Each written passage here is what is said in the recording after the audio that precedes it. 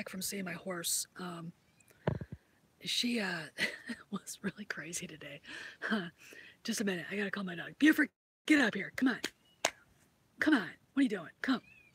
Get your butt up here. All right, sorry. Anyway, my horse was nuts. Let's put it this way. My horse is in heat.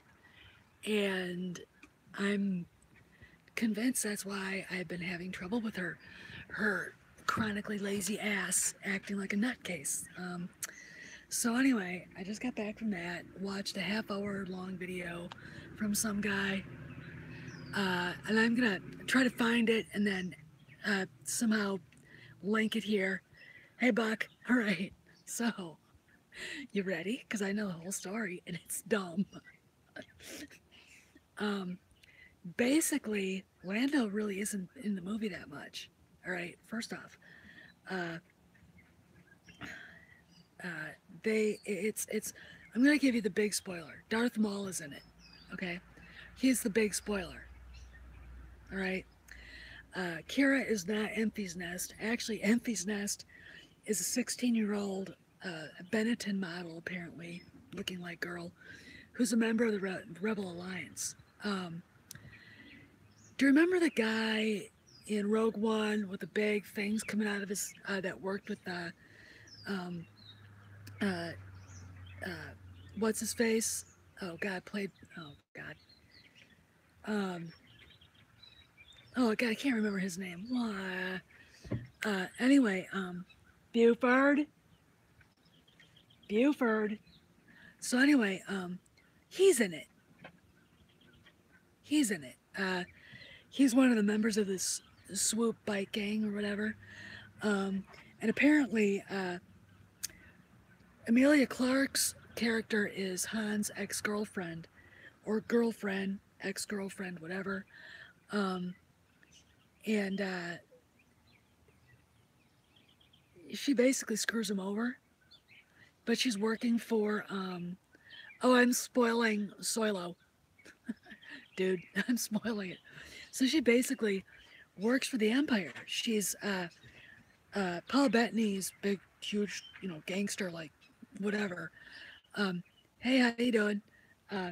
His gangster mall, his girlfriend. And in the end, after she kills Paul Bettany, she gets on this hologram thing, and you see the guy pull his Sith hood off, and it's Darth Maul. Let's all try to figure that one out, okay? Apparently, they're bringing a bunch of shit out from the EU. Well, I want to spoil it. What do you think I want to do? I'm gonna crush this like a bug, okay? So anyway, so that happens, and it's just there's one scene actually that does sound pretty interesting. Woody Harrelson basically screws Han over. Han goes to confront him, and when the shit hits the fan, Han shoots him first. So yeah, that was pretty much Han shot first. And also, if it wasn't Alden Ehrenreich, playing Han, I'd actually like to have seen that. I would actually like to seen Anthony Ingruber do that. I'd pay money to go see that. But with Alden Ehrenreich, I'm not going to spend a dime. Anyway, where is it? Buford? Just a minute. Buford? Just hold it. Get up here! What did I say? Come. He's wandering. I think it looks to me that Amelia Clark's character is a kind of a bad version of Bria Theron. Do you remember her from A.C. Crispin's novels? Han's first love. He saves her from that planet where she was a slave. But really, I don't see a lot of legends. Just Darth Maul shows up. 3PO apparently shows up in the end credits. I thought, no, I didn't watch this video that I saw. This whole video So I don't know if Vader shows up anywhere, but you can bet that Darth Maul does. It just, it just, I mean, this movie sounds like a borehole.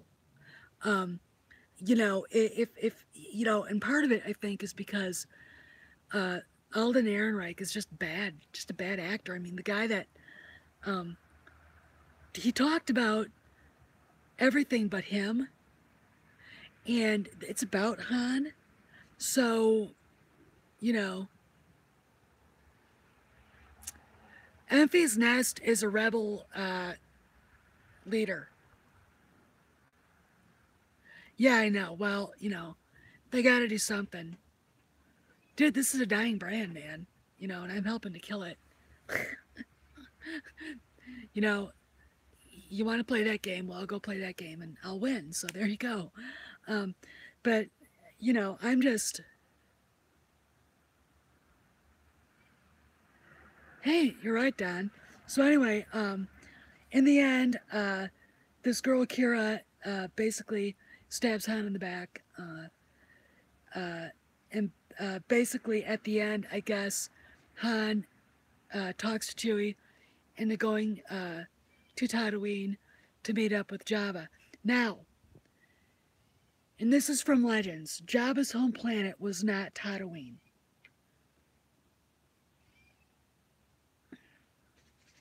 No, it can't be. There's no copyright there. I didn't use any music. Go back and look at it. No Hutta, right? So why are they saying, I mean, it's stupid. I mean, it's like, oh God. So anyway, there you go. Spoiled the movie, so you don't have to see it. I don't have to see it. None of us have to see it. You know, uh, if anybody noticed the pictures of Kathleen Kennedy, the UK version,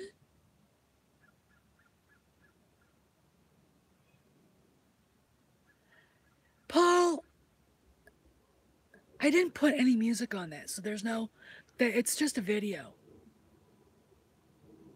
you know? So, I mean, you know, uh, no, she's not. She's a rebel leader. She's about 16 years old. I have absolutely no reason not to believe this guy because he just literally walked out of the premiere to do the video, and it took him a half hour mostly of bullshit not getting to the point. So, you know, um, no, she's not Han's mom. Okay, thanks, Paul. I don't know what Jennifer's issue is because I didn't put any music in that. Uh, and it should work. You know? Yeah, well, you can always move to the United States and not worry about it. We need good voters here. Anyway, so yeah, so I spoiled it.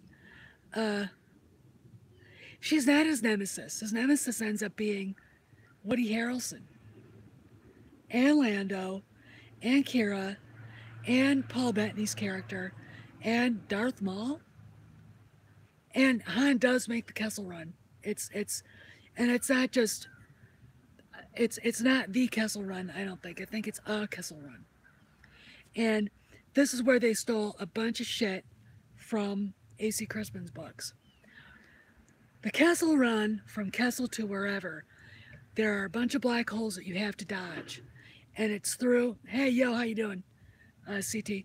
And you have to dodge them and their gravity wells, and it also goes through a nebula, which is why some of those scenes that you see in the trailers look so cool. That's what this is. It's all stolen from the EU, all right? And I'm just going, how original.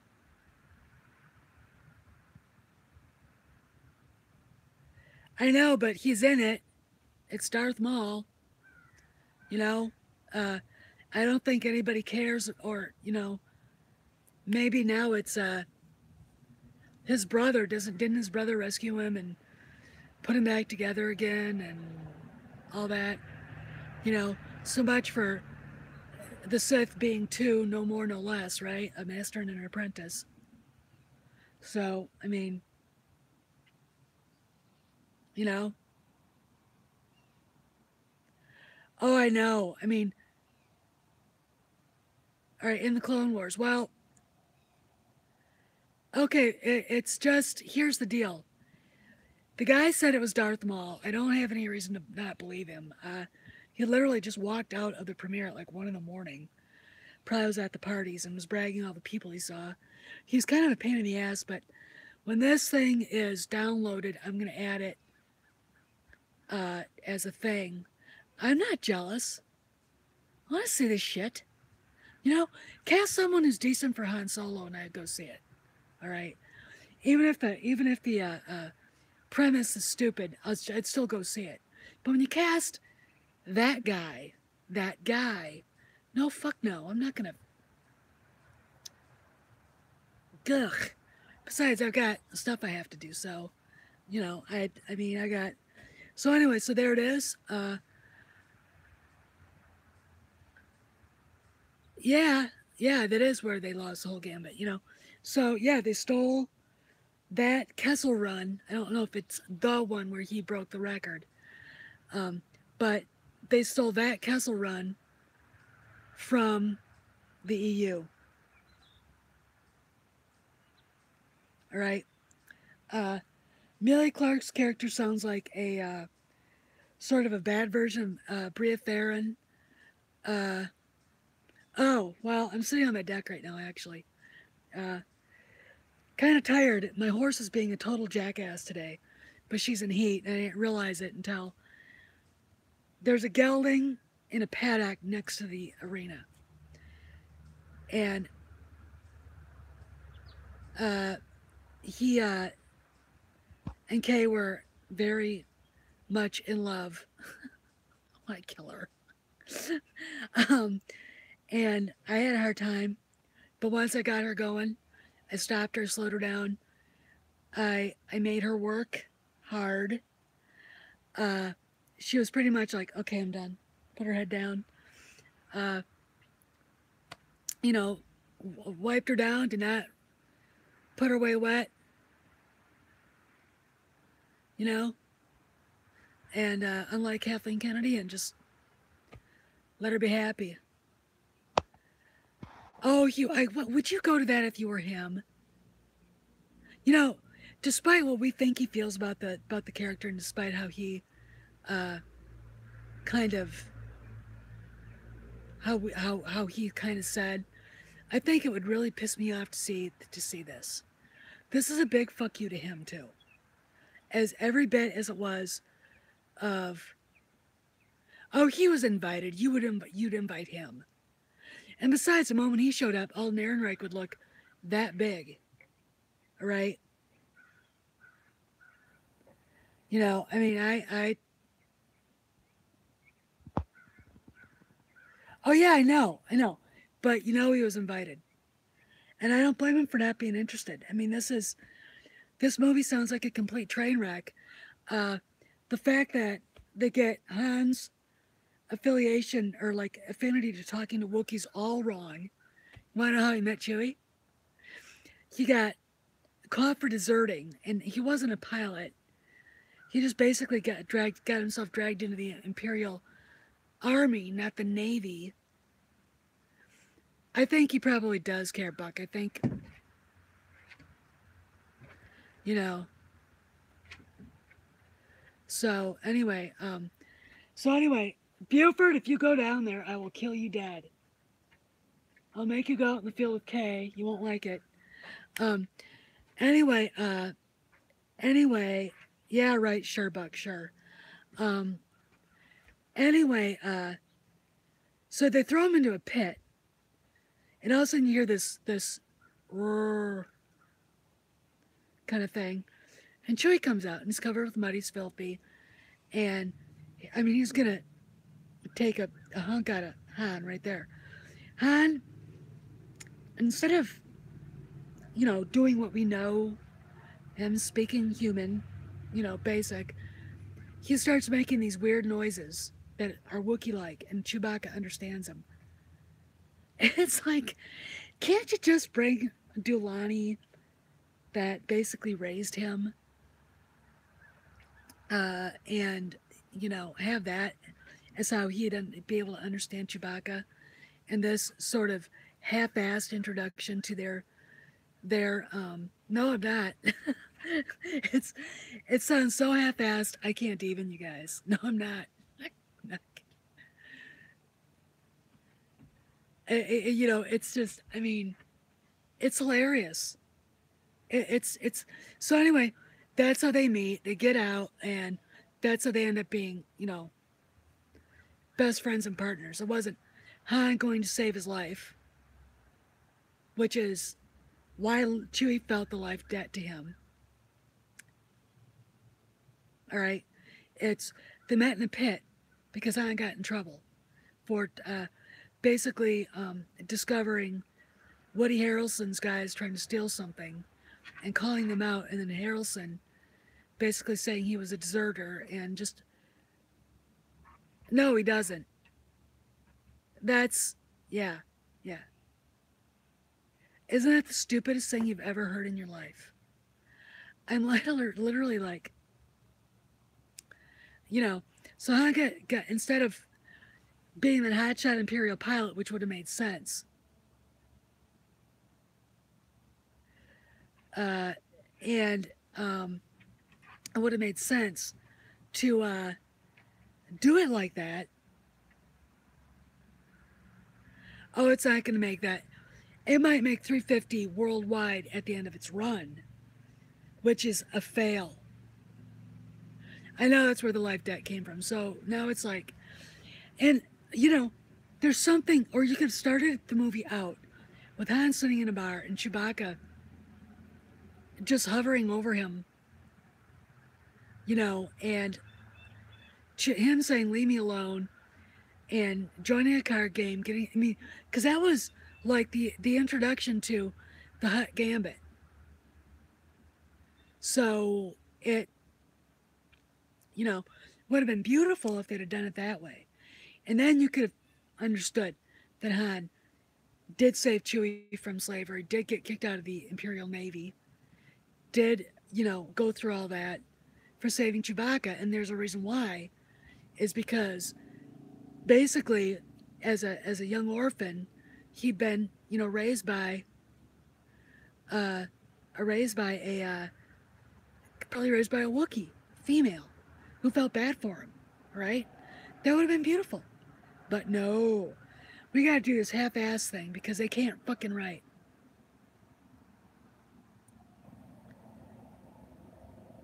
Oh, that would have been hilarious. Oh my god. That actually probably would have brought people to the movie. I mean, yeah, if they would have paid him a lot of money, he probably would have. If Harry would have been given a lot of money, he probably would have done that. And I think it would have added some 800. Yeah, it's not going to make that. I mean, and I feel sorry for Ron Howard. I really don't. Who gives a shit what the kids think? They're not the ones that buy the toys. They're not even the ones that go and buy the tickets. We are. You know, it would have been a great way to pass the torch. No, he could have been talked into it. You know, it's not that difficult. I would too. I would see it if Anthony Ingruber was in it. You know, but hey, go find the least appropriate guy to play Han Solo. It just sounds so bad. I mean, it just. So anyway, I'm gonna. I've been on here for 19 minutes. Hey, how you doing? And I'm pretty exhausted. Uh, I chased that mare around the arena before I actually put her saddle on with just her halter with a lunge whip, and I ran her ass off, and she still wasn't tired. So then I lunged her for about 15 minutes to the right and to the left. That her head was down. She was listening to me. The other horses didn't matter. And that's when I knew I got her. Did I ride today? No. No, didn't ride. Anyway, you don't ride a mare when they're acting like that, especially a thoroughbred mare, because they're being unpredictable. Oh, fuck her. Yeah, she might have. Come and bring it, bitch. You know? So, anyway, uh, I'm just laughing. I mean, this just sounds horrible. you know? And I love spoiling things. I really, really do. I really, really do. It's just, I mean, you know what? These fuckers stabbed us in the back. This is how we get even. You know? This is it. You know? She's, oh, I just saved you all a bunch of money by spoiling it. Um, there's a guy on YouTube that actually had press passes, so he did a half-hour video spoiling the whole movie uh, from beginning to end. Um, Han trying to steal a fuel pod, uh, trying to hotwire a land speeder, steals it, picks up his girlfriend, and they take off. And basically, they try to bribe an Imperial agent with it, with this thing, and the bad guys grab her and pull her away, and then, yeah, I'll put it up. I'll put it up. Um, pull her away, and then the door slams, and Han basically has to talk himself into the Imperial Army. Uh, and it's not the Imperial Navy. He doesn't go in as a pilot. There's I mean, at least that's what the guy alluded to. He didn't really describe what part of the military. It will stay up. What part of the military um, he joined. But then he catches some guys trying to steal some stuff that are dressed like Imperial soldiers, and they blame him. They say he's deserting. He gets in trouble, gets thrown into a pit where he meets Chewbacca, talks Wookiee to him. Seriously, talks Wookiee to him. All right. So then they become lifelong partners, best friends. There's no saving the Wookiee. He didn't really say anything about the actors, which I thought was interesting. And Lando doesn't show up until they need a ship. Han runs into Woody Harrelson's character, who basically gives him a bunch of life advice. And then, oh, I love it. We have a siren. All right. And then they go on this caper to steal these fuel cells again. Run into the swoop bike gang with Enfys Nest leading them. And the guy from Rogue One with the things, the big, weird-looking eyes with the things, who was hanging out on at Jeddah, was part of it. And then, so they get screwed over there. So they decide to go back to Dryden Voss, played by Paul Bettany, and they've got Kira with them now, to get permission to go to Kessel to get this very volatile fuel to take back to a planet to get it refined, and then to take back to Voss, so they straighten their mess out with him, because he's this big bad gangster. So Lando ends up just going along with them. Han tries to win. The Falcon from him, Lando cheats. So they try to go, and they go to this planet. Lando's droid that he loves, which is like, it's a friggin' droid, it's a computer, what the fuck? This is the part where he gets all SJW. Nothing about them at all. Now maybe there is, but the guy didn't say anything. He did spill Darth Maul though, but let's just keep going. So anyway, an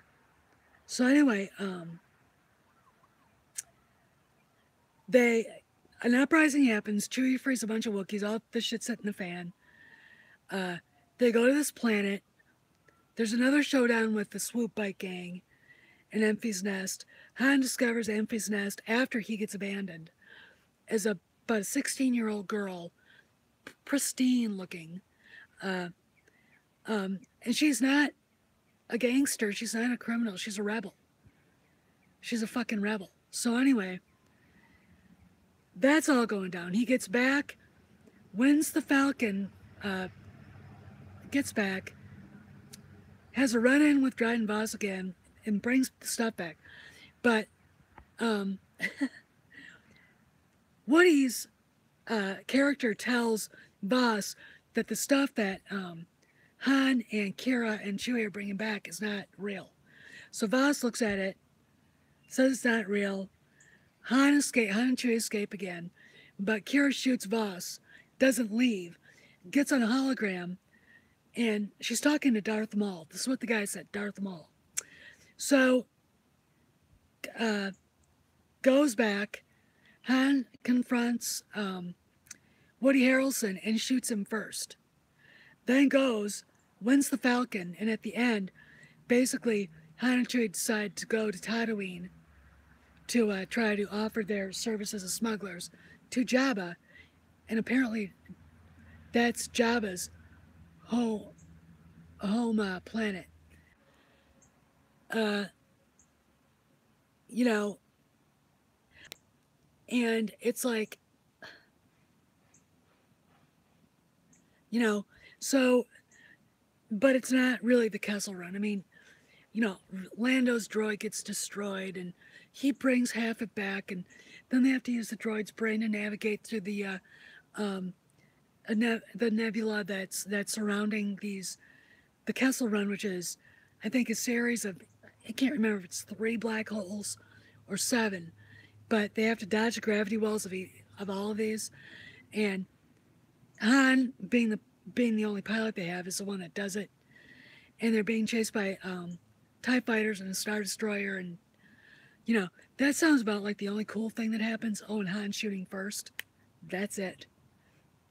And apparently C-3PO shows up in credits after scene, and no sign of Jabba. He's mentioned.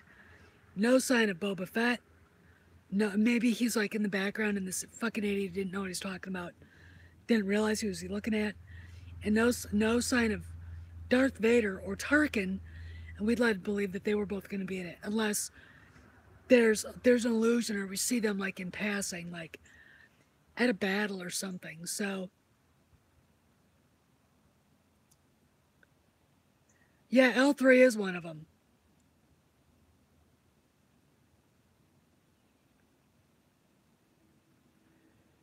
Yeah, well, she doesn't really die. She's part of the Falcon then. I don't know.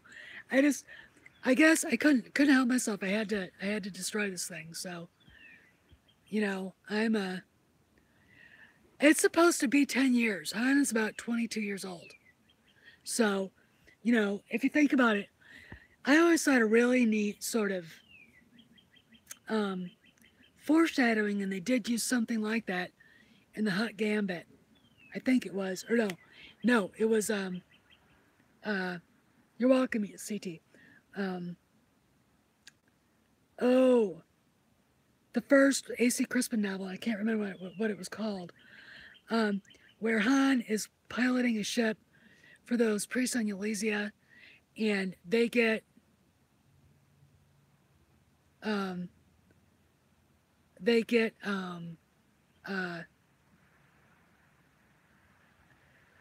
into a fight with pirates, so they have to land in Alderaan.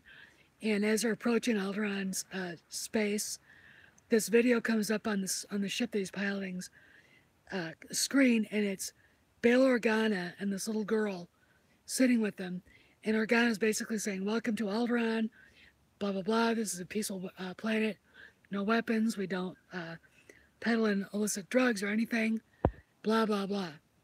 So that would have been kind of a neat thing to see, or just a passing thing where Han lands the Falcon, and then you see somewhere where there's like something going on. You see a Bail Organa walking past Leia as a little girl. That'd have been kind of neat, but they're not creative enough.